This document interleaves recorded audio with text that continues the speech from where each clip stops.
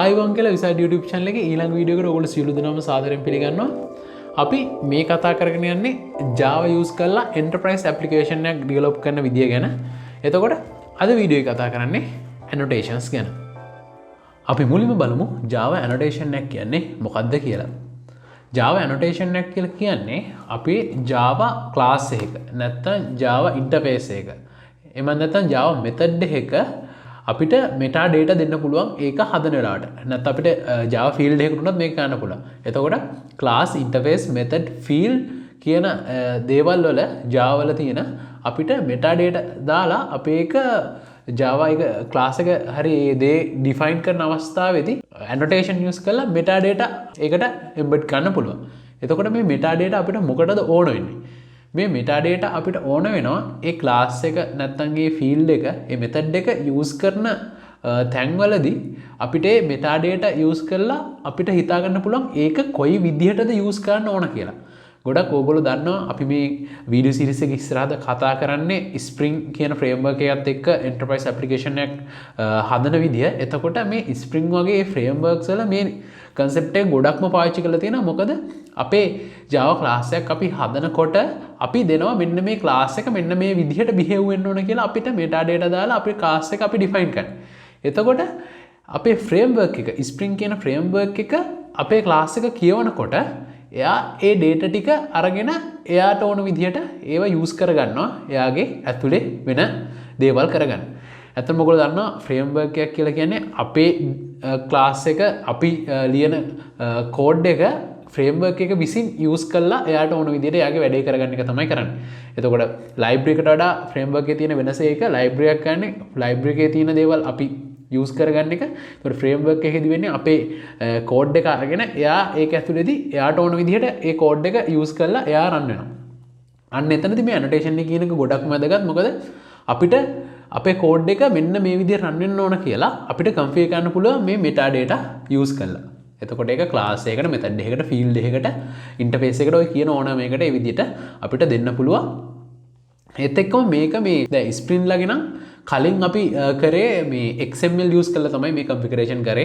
වෙනම XML file එකක් තියාගත්තා. ඒ XML file එකේ අපිට ඕන configuration මෙන්න මේ class එක මෙන්න මේ විදිහට මෙන්න මෙහෙම configure වෙන්න ඕන කියලා අපි XML එකේ ලිව්වේ. එතකොට package එක දාලා class එකේ නම ලියලා ඒ class එක මෙන්න මේ දේවල් ටික මෙහෙම වෙන්න ඕන කියලා ලියන්න පුළුවන් වුණා. ඒ වුණාට මේ annotation use කරාට පස්සේ අපිට ඒක ඒ විදිහට කරන්න අවශ්‍යතාවයක් නැහැ. මොකද අපිට class එක ලියන වෙලාවම class එක උඩින් annotate කරන්න පුළුවන් මෙන්න මේ class එකේ මෙන්න මේ configuration මේ විදිහට ගන්න කියලා. ඒත් එක්කම Java වල තියෙනවා මේ marker interface කියලා concept එකක්. ඔය marker interface කියන එකයි මේකයි ගොඩක් සමානයි. එතකොට ඒකට alternative එකක් විදිහට තමයි අපිට මේ annotation use කරන්න පුළුවන්. මේක ගොඩක් මේ flexible මේ annotation කියන එක අර දෙකට වඩා ඒ කියන්නේ අපිට lazy අනික use කරන්න. ඊට පස්සේ මේ Java වල annotation ගත්තට පස්සේ අපිට තියෙනවා මේ built-in annotation තුනක් තියෙනවා. ඔයගොල්ලෝ දැකලා ඇති override, suppress warning, ඊට පස්සේ deprecated. ඔන්න ඔය තුන තමයි Java වල තියෙන built-in annotation. ඊට අමතරව අපිට මෙන්න මේ annotation ටික use කරලා අපිට Java වල අපේ custom annotation එකක් හදාගන්න පුළුවන්. අපි ඒක ඉස්සරහදී කතා කරමු කොහොමද අපේ custom annotation එකක් හදාගන්නේ කියලා. අපි custom annotation එක හදන්න කලින් පොඩි demo එකකට ගිහිල්ලමු. දැන් අපි කතා කරපු මේ annotations කොහොමද use කරන්නේ කියලා. එතකොට තියෙන මගේ Java project එකේ මගේ annotations කිහිපයක් හදාගෙන තියෙනවා. එතකොට මේ try කරන්නේ ඔයගලන්ට මේ built-in annotations කොහොමද use කරන්නේ කියලා පෙන්නන්න. use වෙලා තියෙන්නේ කොහොමද කියලා පෙන්නන්න. එතකොට මම කතා කරා built-in annotations වර්ග තුනක් තියෙනවා කියලා. මෙතනදී ඔයගලන්ට පේනවා මේ at override කියන annotation එක අපි use කරලා තියෙනවා. override annotation එක.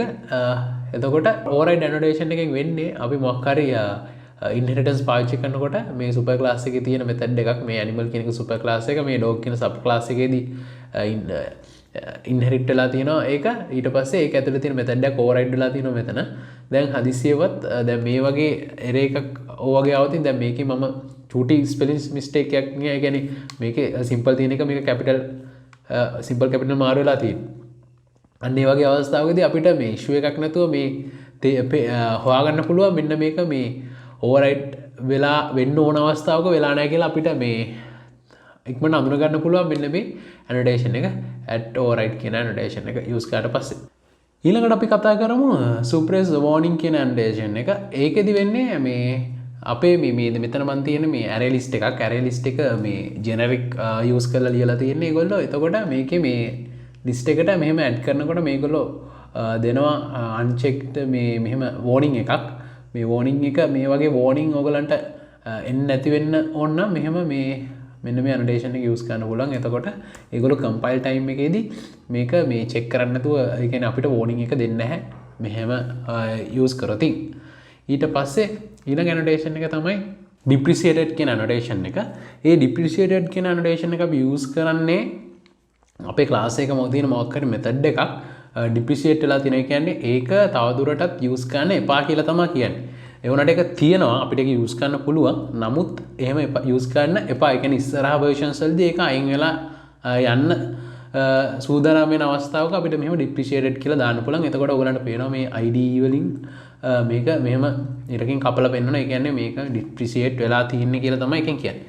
ඔන්න ඔය විදිහට අපිට built-in annotation තුනක් ප්‍රධාන වශයෙන් අඳුන ගන්න පුළුවන්. අපි දැන් කතා කරමු ඊළඟට අපේ custom annotation එකක් හදන්නේ කොහොමද ওই දේවල් ගැන. එතකොට custom annotation එකක් හදනකොට අපිට මෙන්න මේ විදිහට add interface කියලා දාලා අපිට annotation එක නම දෙන්න පුළුවන්. එතකොට ඔයගොල්ලෝ මතක තියාගන්න ඕන custom annotation එකක් හදනකොට ප්‍රධාන මේ දේවල් පහක් ඔයගොල්ලන්ට consider ගන්න වෙනවා. මතක තියාගන්න ඔයගොල්ලෝ method එකේ throws මුකුත් එහෙම තියෙන විදිහක් නැහැ.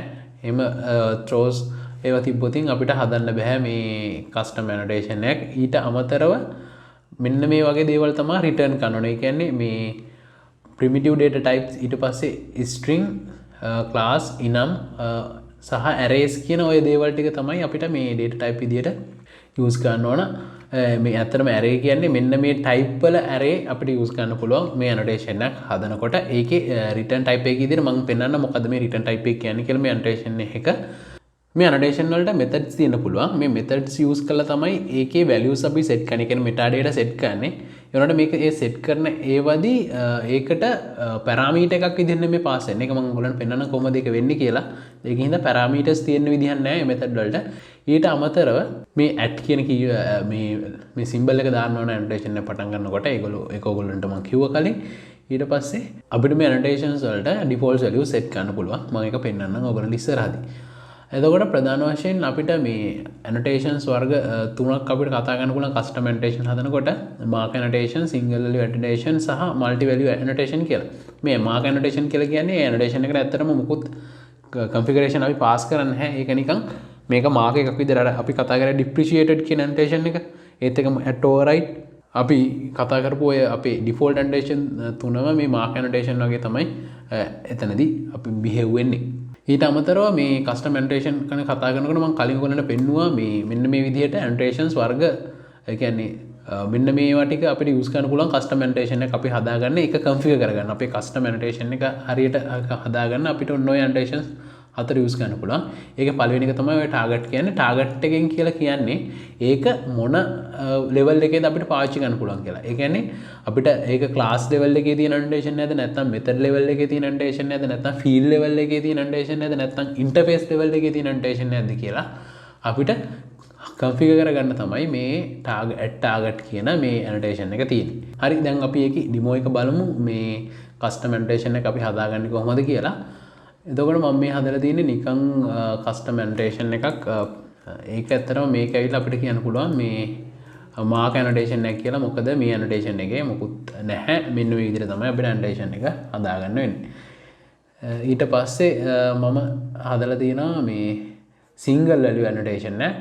මේ single value annotation එක කියන්නේ මෙන්න මේ annotation එක අපි හදලා අපිට ඒක use කරනකොට අපිට මේකට value එකක් දීලා set කරගන්න පුළුවන්. එතකොට මෙන්න මේ දැන් මම මේ annotation එක මම කොහේ හරි use කරොත් මම මේ annotation එකට value එක විදිහට එක මේ int එකක් set කරන්න ඕන. මේ තියෙන්නේ multi value annotation එකක් නෙමෙයි මේක single value annotation එකක්. මොකද එකයි මෙතන input තියෙන්නේ. එතකොට මේකේ default value එක 0 විදිහට මෙයා හදා ගන්නවා මේ annotation එක අපි use කරනකොට. ඊට පස්සේ මම තියනවා මේක multi value annotation එක. එතකොට මේ annotation එකේදී අපිට මේවා තුනක් තියෙනවා අපේ data. ඒත් එක්ක මම මේක දාලා තියෙනවා මේකේ ටාගට් එක මට මේ ක්ලාස් ලෙවල් එකේ ෆීල්ඩ් ලෙවල් එකේ මෙතඩ් ලෙවල් එකේ ඔය මේ තුනේම මේක යූස් කරන්න පුළුවන්. ඒත් එක්කම මේකේ මේ රිටෙන්ෂන් කියලා එකක් තියෙනවා. රිටෙන්ෂන් එකේ අපිට පොලිසි සෙට් කරන්න පුළුවන්. එතකොට රන් ටයිම් කියලා එකක් තියෙනවා. අනිත් එක source class ඔය විදිහට තියෙනවා. එතකොට මේකේ මේ රන් ටයිම් කියන එක දුන්නට පස්සේ මේකේ JVM එක රන් වෙන අවස්ථාවේදී මේ annotation එකේ තියෙන data metadata ටික JVM එකට use කරන්න පුළුවන්. මේකේ තව තියෙනවා class සහ source කියලා. එතකොට මේ class කියන එක කරාට පස්සේ දැන් මම මේ annotation එක compile වුණාට පස්සේ ඒ annotation එකේ data ටික JVM එකට run කරනකොට use කරන්න බෑ. ඒක compile කරනකොට තමයි use කරන්න පුළුවන්. ওই විදිහට ඔහොම තියෙනවා. ඔයගලන්ට ඒක ගැන වැඩිදුර හොයලා බලන්න පුළුවන්. source එක කියන්නේ source code එකේදී ඒක available, compile කරද්දී available වෙන්නේ නැහැ. ඔය වගේ annotations use කරන මේ policies තියෙනවා. ඊට පස්සේ තව එකක් තියෙනවා add documented කියලා. ඒ add documented දැම්මට පස්සේ මේක මේ documentations වලදී available වෙනවා මේ annotation එක. ඔය විදිහට තමයි. ඊට පස්සේ තව එකක් තියෙනවා add inherited කියලා. add inherited එකේදී වෙන්නේ අපි annotation එක use කරති super class එක. දැන් මෙතන අපි කතා කරපු එකේ උදාහරණයේදී අපි මෙතන ගත්තා dog සහ animal කියන එකක්. එතකොට මේකේ super class එක animal, sub class එක dog. අපි අර annotation එක මේ inherited කියන annotation එක මේ dog කියන class එකට add කරොතින් මේකේ add කරොතින් මේකේ inherited නම් මේ annotation එක ඒ annotation එකේ data මේ යට එයාගේ dog නැත්නම් යට තියෙන ඔක්කොම මේ classes වලට available වෙනවා inherited කියලා දැම්මොත්. ඔය විදිහට තමයි annotation එකක් අපිට හදාගන්න පුළුවන්. මම පෙන්නන්නම් දැන් annotation එක ඇත්තටම use කරන්නේ කොහොමද කියලා. අපි බලමු පොඩි example එකක්. මෙන්න මේ විදිහට දැන් මම හදාගත්තා මගේ my annotation 4 එක. මම ඔයගලන්ට ඒවල පෙන්නනවා මේක. මේ තියෙන්නේ annotation එක. මම මේක run time එකේදී මට මේ data access කරන්න ඕන හින්දා මම මේක run time කියලා වෙනස් කරගන්න. මොකද මට මේක run කරන්න ඕන මේකේ data ටික available වෙන්න ඕන run කරන අවස්ථාවේදී. මගේ ළඟ තියෙන hello කියලා class එකක්. ඒක මම annotate කරලා තියෙනවා my annotation 4 එකේ. ඒකට මම pass කරලා තියෙනවා මෙන්න මේ values ටික. ඒ my annotation 4 කියන එක අපිට use කරන්න පුළුවන් field level එකේ සහ method level එකේ දෙකේම. මොකද මම මේක එහෙම දීලා තියෙන හින්දා මේකෙදි අපිට මෙහෙම තුනම පාස් කරන්න ඕනෙත් නැහැ. මොකද ඒකට මම default values උත් දීලා තියෙන්නේ my annotation 4 එකට. එතකොට අපි මේ value එක පාස් කරේ නැතුනොත් මේ annotation එක use කරනවා default value එක use වෙලා. ඊට පස්සේ ඒක අපි use කරන්නේ annotation එක මේ විදිහට අපි method එක use කරලා අපේ class එක object එකක් හදලා ඒ object එක ඇතුලෙන් අපිට ගන්න පුළුවන් මේ method එක.